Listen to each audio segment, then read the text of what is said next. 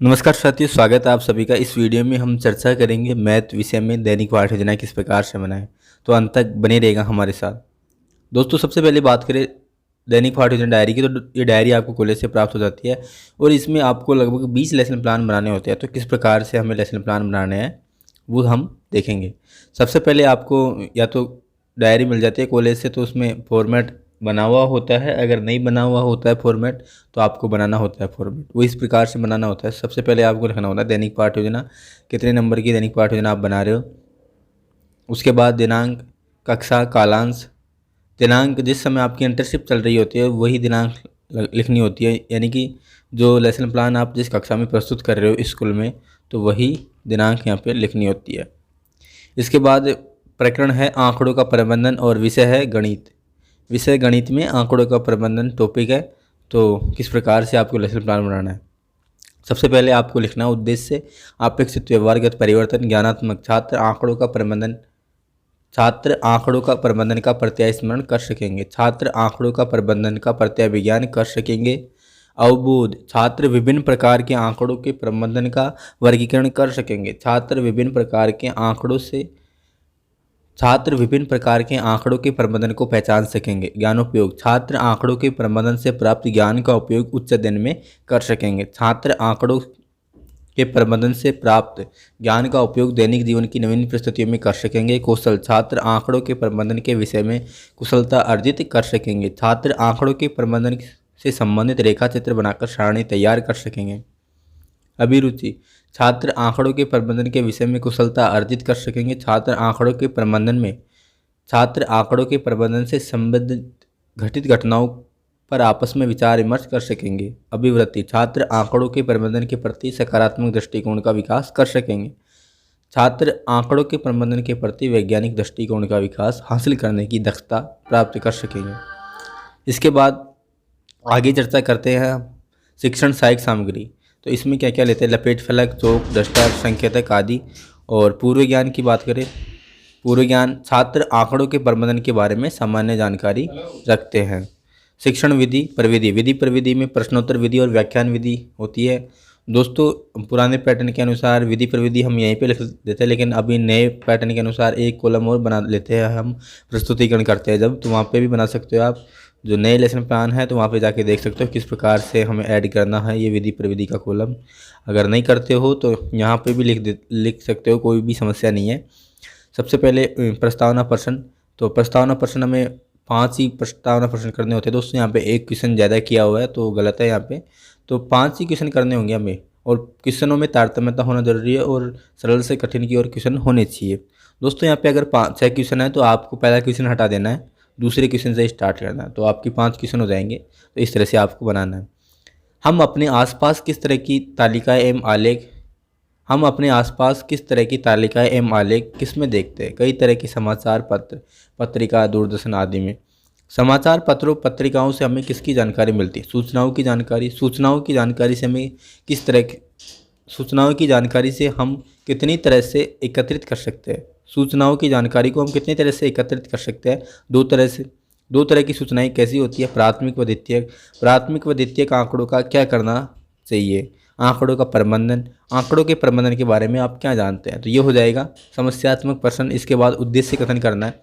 अच्छा, तो बच्चों, आज हम आंकड़ों का प्रबंधन के बारे में विस्तार पूर्वक अध्ययन करेंगे।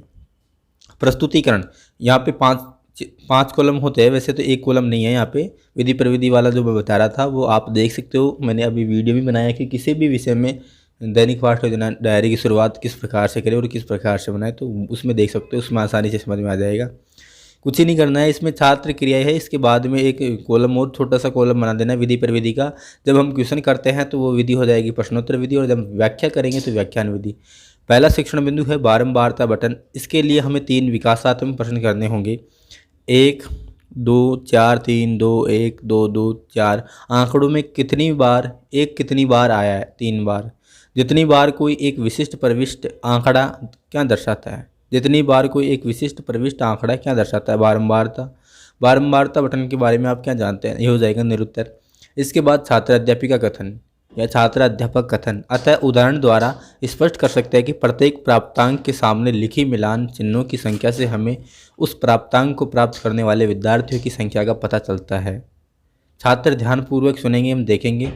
यह संख्या उस प्राप्तांक की बारंबारता कहलाती है। किसी प्रविष्टि की बारंबारता वह संख्या है जितनी बार वह प्रविष्टि आंकड़ों में आती है। वर्ग अंतराल वाले बारंबारता में बंटन सारणी तैयार की जाती है। इसमें प्रत्येक समूह को वर्ग अंतराल तथा संक्षेप में एक वर्ग भी कहते हैं। इस वर्ग अंतराल से प्राप्त बंटन को वर्गीकृत बारंबारता बंटन कहते हैं। बोध प्रश्न। चित्र में सबसे अधिक बारंबारता किसकी है? 28 की। 15 की बारंबारता कितनी है? 2। और ये सब चीज़ें आपको जो मुख्य मुख्य बिंदु है वो श्यामपट्ट पर लिखते हुए और समझाते हुए चलना है। इसके बाद व्रत का आलेख या पाई चार्ट। आप भोजन में क्या खाते हैं? रोटी, सब्जी, दाल, चावल आदि। रोटी का आकार कैसा होता है? वृत्ताकार। व्रत आलेख या पाई चार्ट के बारे में आप क्या जानते हैं? निरुत्तर। छात्र अध्यापक कथन। हम जानते हैं कि वृत्त के केंद्र पर बने कोणों का योग 360 डिग्री होता है। उदाहरण द्वारा आलेख 1 में शिक्षक का केंद्र पर सबसे छोटा कोण बना रहा है। यहाँ संपूर्ण वृत्त की त्रिज्या खंडों में विभाजित किया गया है। प्रत्येक त्रिज्या खंड का आकार उसके द्वारा निरूपित सूचना में समानुपाती है। इस प्रकार का निरूपण वृत्त आलेख या पाई चार्ट कहलाता है। बोध प्रश्न। प्रत्येक त्रिज्या खंड का आकार किसके समानुपाती होता है? सूचना के। संपूर्ण वृत्त को किसमें विभाजित किया गया है? त्रिज्या खंडों में। और वही श्यामपट्ट पर लिखते हुए और समझाते हुए चलना था। छात्र ध्यानपूर्वक सुनेंगे, हम देखेंगे।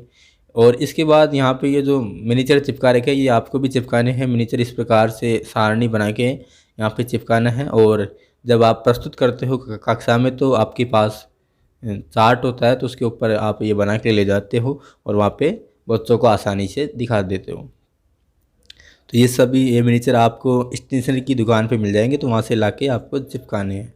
इसके बाद तीसरा शिक्षण बिंदु है आयत चित्र आकारों का आलेखीय निरूपण। विकासात्मक प्रश्न।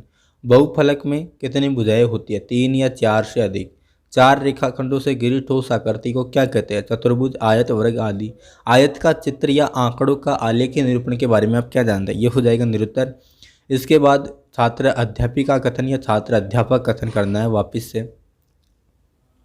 आयत के चित्र में कोई रिक्त स्थान नहीं होता। स्पष्टतः यहाँ दंडों के बीच कोई रिक्त स्थान नहीं है क्योंकि वर्ग अंतराल के बीच में कोई रिक्त नहीं है, कोई रिक्त नहीं है। दूसरे क्षैतिज अक्ष पर वर्ग अंतरालों को दिखाता है तथा दंड की लंबाई वर्ग अंतराल की बारंबारता को दर्शाती है। आंकड़ों का इस प्रकार आलेख निरूपण एक आयत चित्र कहलाता है। बोध प्रश्न। दंड की लंबाई वर्ग अंतराल की क्या दर्शाती है? बारंबारता। वर्ग अंतराल के मध्य कोई क्या नहीं रहती है? रिक्तता। इसके बाद वही श्यामपट्ट पर लिखते हुए और समझाते हुए चलना है और छात्र ध्यानपूर्वक सुनेंगे, हम देखेंगे। दोस्तों श्यामपट्ट पर लिखने के बाद आपको मिटाना है और मिटाने के बाद आपको बोध प्रश्न करने होते हैं। तो इसके बाद 5 मूल्यांकन प्रश्न करने होते हैं। आपको जो टॉपिक है आपका उसी से संबंधित 500 क्वेश्चन होने चाहिए। कोई भी क्वेश्चन वापस रिपीट नहीं होना चाहिए दोस्तों, ये चीज़ का भी आपको ध्यान रखना है। इसमें टोटल लगभग 25 क्वेश्चन के लगभग बनते हैं 25, और उनमें कोई भी क्वेश्चन रिपीट नहीं होना चाहिए। अगर क्वेश्चन रिपीट होता है तो लेसन प्लान गलत होता है। 1, 8, 10, 14, 15, 18, 20, 27, 28, 28, 36, 37 में 28 की बारंबारता कितनी है? इसमें ऑप्शन देने हैं 4, तो इसमें से एक को टिक करेंगे बच्चे। वर्ग अंतराल वाले बारंबारता में खालिस्तान सारणी तैयार होती है। इसमें 2 ऑप्शन देने हैं, इसमें से एक को टिक करेंगे। वृत्त के केंद्र पर बने कोणों का योग 360 डिग्री का होता है। सत्य है या असत्य है? 10, 13, 11, 7, 8, 6, 17, 20, 3, 14, 11। 10 की बारंबारता में 10 कितनी बार आया है? एक वृत्त आलेख का पाई चार्ट का आलेख तैयार कीजिए और इसके बाद आपको एक गृह कार्य प्रश्न देना है। ये आंकड़ों के आधार पर पाई चार्ट बनाइए। तो इस तरह से आपकी एक दैनिक पाठ्य योजना मैथ विषय में कंप्लीट होती है और यहाँ पे आपके फिर सिग्नेचर हो जाते हैं जो भी प्रधान अध्यापक है या फिर विषय अध्यापक है। तो इस तरह से आपकी दैनिक पाठ्य योजना कंप्लीट होती है। दोस्तों अगर आपको कोई भी समस्या आ रही है तो आप हमें कमेंट कर सकते हैं या फिर हमें इंस्टाग्राम पर भी फॉलो कर सकते हैं और हमारे टेलीग्राम चैनल से जुड़ सकते हैं, जहाँ पे आपको काफ़ी PDF में मिल जाती है, काफ़ी शिक्षण सहायक सामग्री मिल जाती है। धन्यवाद। जय हिंद, जय भारत।